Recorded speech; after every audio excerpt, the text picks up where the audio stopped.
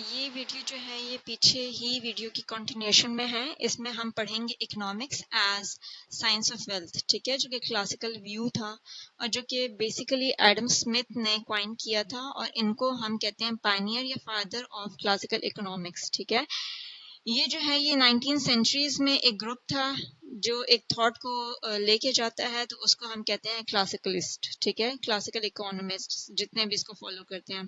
اور Adam Smith is considered that economics is a science of wealth. He is also the founder of modern economics. ٹھیک ہے, modern economics کی بھی اسی نے جو ہے وہ بنیاد رکھی تھی. 1776 میں یہ ایک بک لکھتا ہے, An Inquiry into the Nature and Causes of Wealth of Nations. Basically ان کی جو ویلتھ آف نیشنز ہے یہ بہت زیادہ آگے پاپولر ہوئی تھی, اور اسی سے ہم نے اکنامکس کو جنریٹ کیا تھا.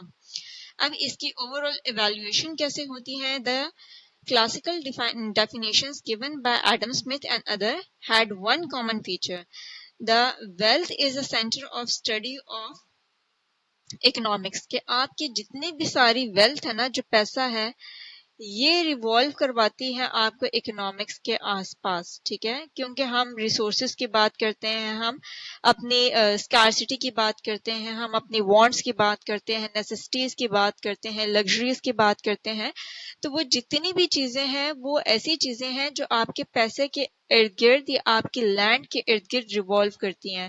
تو جہاں پہ ویلتھ کی بات ہوگی وہاں پہ اکنامکس ہوگا. پھر اس نے کہا کہ production of wealth, consumption of wealth, distribution of wealth and exchange of wealth. اب ہم بتاتے ہیں کہ ہم اس ویلتھ کو کیسے ہم نے پروڈیوس کرنا ہے, اسی ویلتھ کی کنزمپشن کیسے ہونی چاہیے, اس کی پھر فردر ڈسٹریبیوشن کیسی ہو جانی چاہیے, اور اس کو کس طرح کن ٹرمز کی بیس پہ ہم نے ایکسچینج کرنا ہے اپنی ویلتھ کو. ٹھیک ہے, فار ایگزامپل اگر میں نے کوئی چیز بنانی ہے تو میں سب سے پہلے دیکھوں گی کہ کیا میرے پاس کیپٹل ہے, اس میں انویسٹ کرنے کے لیے کچھ پیسہ ہے, میرے پاس جگہ ہے. پھر اس کو کنزیوم کرنے والا کون کون ہوگا, کون کس طرح کنزیوم کرے گا, کس ریٹ میں کنزیوم کرے گا, ڈسٹریبیوشن اس کی کیسے ہوگی, اور اگر کسی نے ایکسچینج کروانا ہے تو اس میں کون سا پرنسپل آئے گا.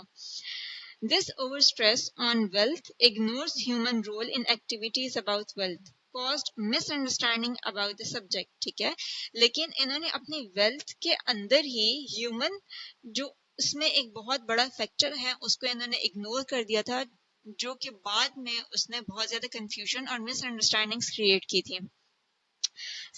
Since wealth was viewed as only richness, stocks of gold, money, it was assume that studies of economic would encourage. ٹھیک ہے, کہ study of economic would encourage selfishness and greediness.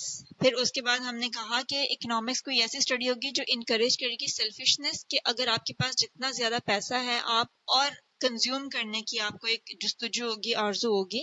تو انہوں نے کہا کہ یہ ایک ایسی اسٹڈی ہے اکنامکس جو کہ انکریج کرتی ہے کہ انسان اپنے ہی بارے میں سوچے, اپنی ایکومولیشن کے بارے میں سوچے.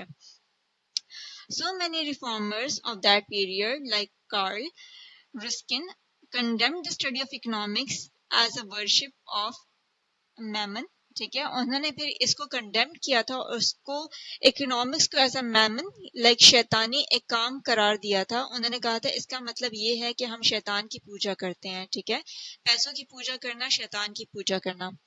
At the same time theorists like Malthus population theory and law of diminishing returns were put forward, which convinced people thought that the economists preach pessimism and dark future for mankind. They called dismal science. ٹھیک ہے, a negative view about economics develop that it ignores higher human values and makes wealth the center of human thought. اس کے بعد پھر انہوں نے different economist آئے تھے, مالتھس وغیرہ, جنہوں نے اپنی تھیریز دی تھی. ایک آیا تھا تھیوری آف ڈیمینشنگ ریٹرنس. ٹھیک ہے, کہ آپ ایک لیول پہ آ جاتے ہو جس میں آپ کو یوٹیلٹی نہیں پرووائڈ ہوتی, بے شک آپ جتنا زیادہ کنزیوم کرنے لگ جاؤ. ٹیک دا ایگزامپل آف واٹر, آپ جتنا زیادہ پانی پیو گے آپ کو ایک ٹائم آگا کہ آپ تھک جاؤ گے اور آپ پانی پینا چھوڑ دو گے. تو انہوں نے اس طرح کی تھیریز آگے کی تھی جس نے اس بات کو ثابت کر دیا تھا کہ اس میں سیلفشنس اور گریڈینس کا کانسیپٹ نہیں آتا. Thank you.